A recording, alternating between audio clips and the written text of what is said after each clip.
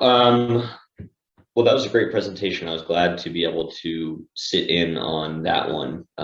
It's fantastic to see people getting these kind of results using DDMRP, which we see time and time again. So just by way of introduction, I am Brad Mitchler. I am the Vice President of Product at Demand-Driven Technologies, which of course is a software company that really supports the methodology of DDMRP that we're talking about today.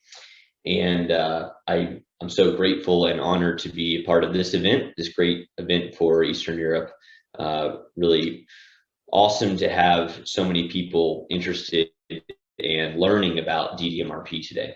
So today, we're going to talk about something that is a little bit different in the space of DDMRP. One of the great things about this methodology is the simplicity and the easy math of the buffers and the techniques that we use to gain performance in our supply chains. And for the better part of about a year or 18 months, we have been really studying very deeply the data behind DDMRP and the data behind demand variation specifically in our clients' environments to understand if there's a better way to buffer and define the settings for DDMRP managed items. In fact, I think there was just a question on the UCO presentation about where do we find the settings, the right settings for different item categories in our client environment for UCO there. And the reality is that we have some very easy, but in some ways limiting ways to find and apply the right settings. And instead we rely heavily on really, really smart people and analysis, from Seattle's Law and the ABM team and et cetera, in order to apply those right settings.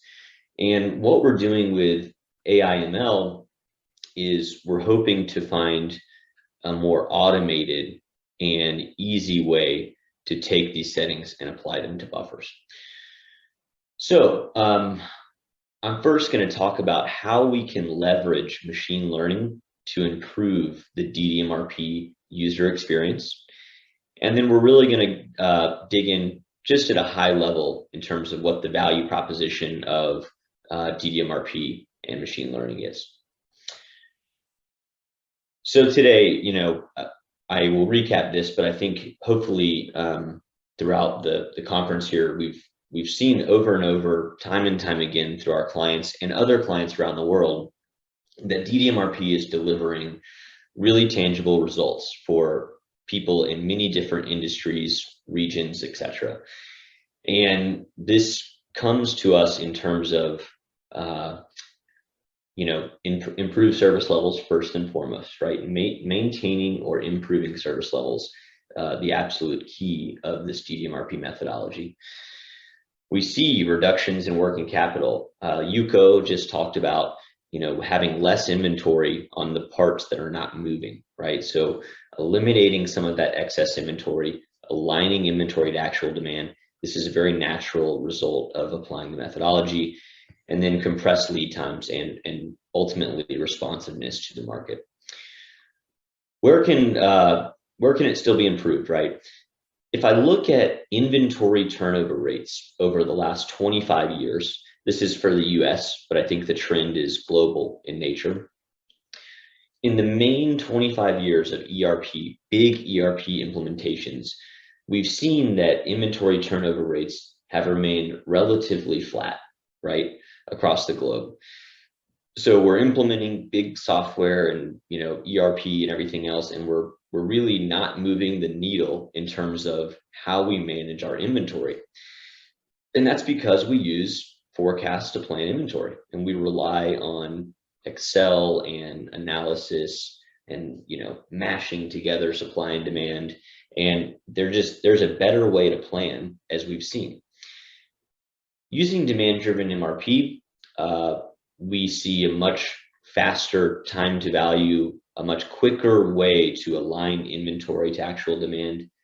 This is an example from just one of our many clients who's able to reduce inventory and get great results by using this very simple system in a short amount of time. That said, DDMRP can still be improved in the way that we adopt and implement and maintain the system. So we're getting great results based on a more reliable demand signal, right? We're using actual consumption instead of forecast. This is very critical. We have better visibility to the items that we should be ordering. We have better visibility to items that we're actually over ordering and we should order less of. We have a great way to benchmark and evaluate planning over time. We use the alerts that are described in the DDMRP education to monitor open supply and make sure that we have the right timing of supply and demand. And ultimately, roughly right is better than precisely wrong. So this is a pragmatic and practical way to manage inventory. We're not perfect, right? But we're planning in ranges, and this gives us a really positive result.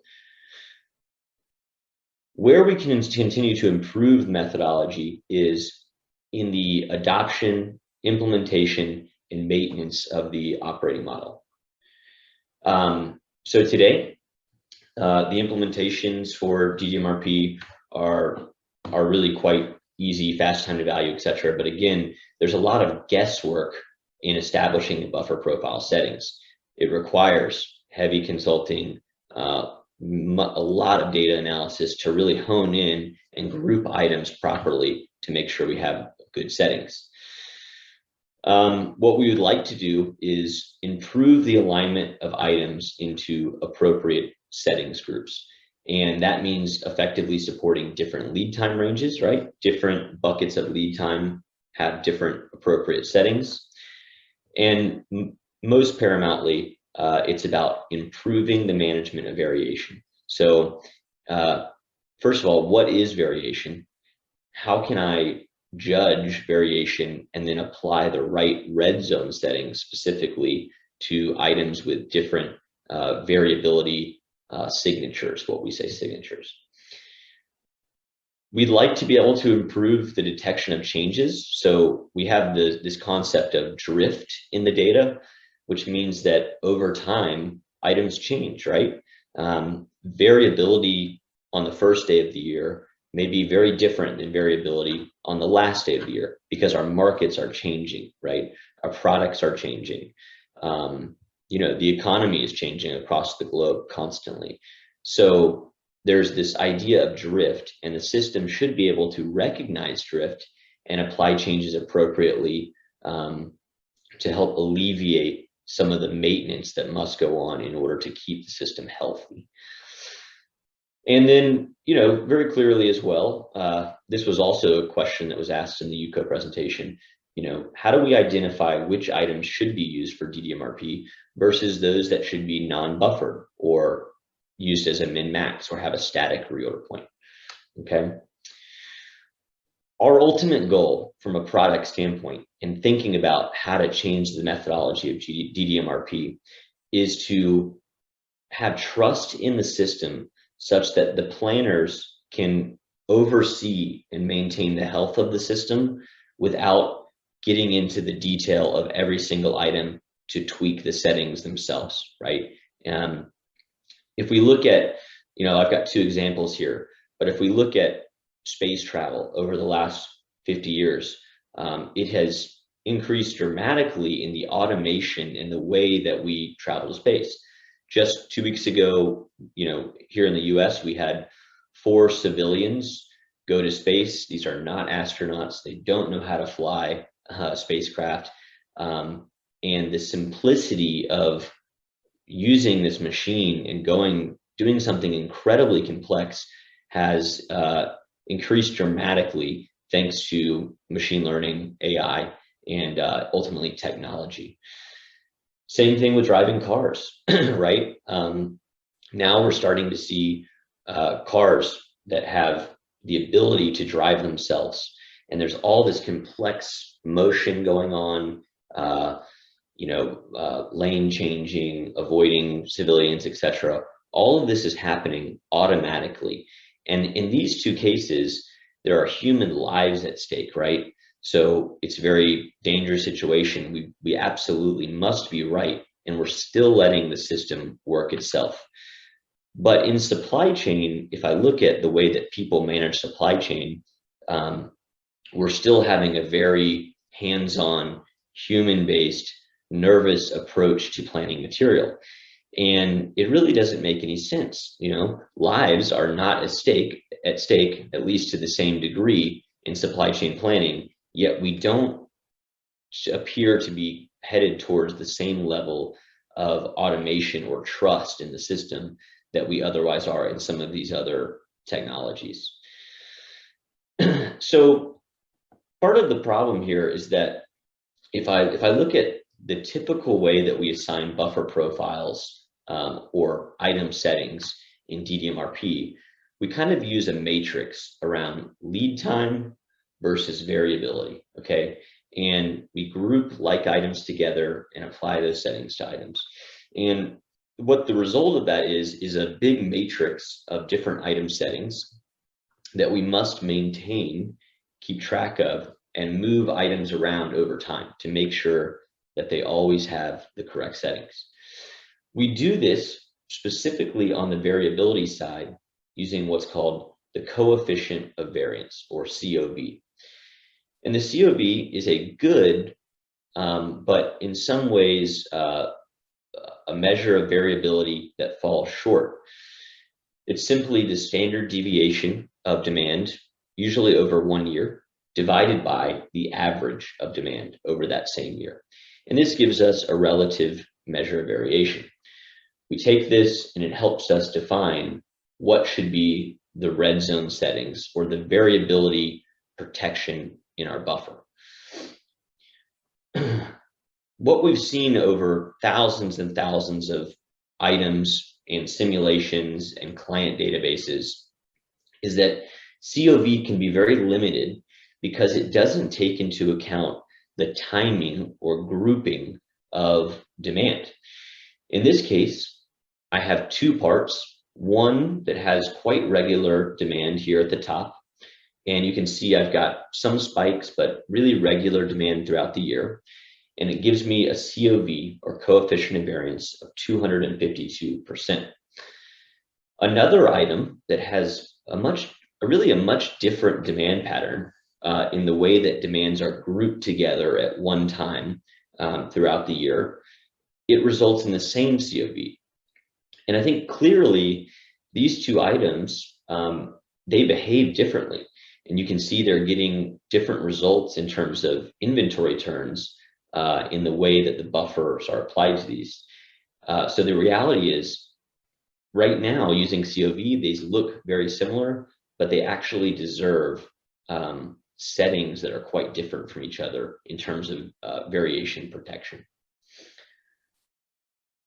So what we're doing and where all of our research and development has been focused on is using pattern recognition to understand demand better so that we can better group demand in a way other than using COV.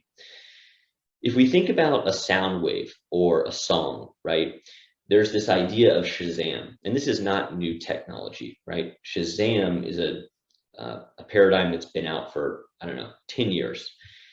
And what this does is, if there's a song playing and I'm in a restaurant, I can pull out my phone and immediately the phone will record the sound wave that the music is making and project or tell you what album, what artist, and what song you're listening to is. And if we think about demand is a lot like a sound wave, right? We have variability in the impact of demand over time, and we should be able to take that, record it, and then align it to other demand patterns that are similar in nature. And that's what we're doing, using what we call clustering of demand signals in DDMRP. Here you can see 189 parts in my machine learning tool fell into the same cluster. So this is a representative demand pattern that is not exactly the same for all 189 parts, but 189 parts have similar variation of demand and can be assigned into the same cluster. Okay, and this is very critical. In most businesses, certainly there are different segments of parts that are going to behave similarly based on variation of demand, seasonality, promotionability, etc. And that's really what we aim to discover, is what groups of parts make sense to assign together. At the bottom, you can see on a coefficient of variability basis that even though all these parts fall in the same cluster, they have different COVs across the board. A lot of parts have very low COV, but I've even got some parts that fit in the same demand pattern that have very high COVs. So it goes to show that COV is not the best predictor of variability. What we're doing with these is we're taking we're taking the cluster, we're simulating now based on the represented demand pattern for the cluster to come up with the best red zone settings for these parts in a different way. What we've seen over our research is that we can reliably come up with a better red zone sizing mechanism than COV using this machine learning pattern recognition. And we're seeing time and time again that the results of running the data through this tool set is outpacing that of our traditional method. And ultimately, this is going to result in the maintaining or improvement of service levels, of desired service levels that a client has, while getting more parts in the right settings group, which will result in less inventory, less working capital, and overall just an easier way to maintain the optimal buffer settings without having a human run through over and over on a regularly scheduled basis to assign the proper settings to the proper parts. And so this is the first place that we're applying machine learning and artificial intelligence into DDMRP. With that, I think I'm just up on time, so I'm going to pause there and take questions. Yeah, Brett, I have one question for me. Sure. So I'm going to ask it on Russian and on English as well. So first in Russian. Как я задаю вопрос Брэду, интересно, может ли искусственный интеллект не только определять паттерны и управлять профилями буферов, да, но и делать какие-то советы или даже настраивать саму операционную модель, то, о чем говорил Бернард, где есть не только буферы запаса, но и мощности, буферы времени, то есть полностью модель производственной среды. Okay, Brett, so the same question just in English. So I was curious, obviously that artificial intelligence basically can define patterns and make suggestions about the red zone and the buffer profiles. But the question is, how do you see the future development of it? Could you see that probably in future it could also implement or just develop the demand-driven operating model when you have the time buffers, capacity buffers, inventory buffers, will be also, I know, some best practice. Yeah, thanks, Yaslav. So that's absolutely where we want to go, right? Because if I go back to the example of the SpaceX Dragon rocket or the Tesla auto-driving car, it's not just one thing that we have to tackle in order to drive towards this paradigm. Variation, we felt like, is the first place we needed to tackle so that we get the right settings on the right parts. But if you think about S&OP, which I think Bernard talked about, and adapting the operating model to the ever-changing market environment, it's critical that we do other things like drift detection, recommended adjustments to buffers and settings. All of this stuff can be encompassed in machine learning techniques and really help the users and the consultants maintain, implement, configure the system and the operating model in an easier way and a more sustainable way for the long term for our clients. Absolutely. Yeah, thank you. Sure.